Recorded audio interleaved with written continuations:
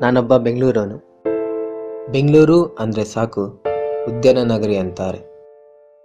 ಆದರೆ ಈಗ ಮರಗಳನ್ನು ಕಡಿದು ಉದ್ಯಾನ ನಗರವನ್ನು ಮುಳುಗಿಸಿ ಸ್ಟೀಲ್ ಸಿಟಿ ನಿರ್ಮಾಣ ಮಾಡುತ್ತಿದ್ದಾರೆ. ಮರಗಳಿದ್ದರೆ ಒಳ್ಳೆ ಗಾಳಿ, ನೆರಳು, ನೆಮ್ಮದಿ ಪರಿಸರ ಇರುತ್ತೆ.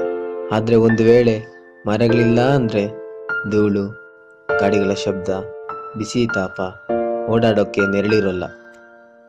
ಆದ್ದರಿಂದ ನಾವೆಲ್ಲ ಸೇರಿ ಮರಗಳನ್ನು ಕಡಿಯುವುದನ್ನು ನಿಲ್ಲಿಸಿ ಸ್ಟೀಲ್ ಬ್ರಿಡ್ಜ್ ಕಟ್ಟುವುದನ್ನು ನಿಲ್ಲಿಸೋಣ ಹಾಗೂ ಬೆಂಗಳೂರಿಗೆ ಉದ್ಯಾನ ನಗರಿ ಅನ್ನೋ ಹೆಸರನ್ನು ಉಳಿಸೋಣ. ಇಂತಿ ನಿಮ್ಮಲ್ಲೊಬ್ಬ.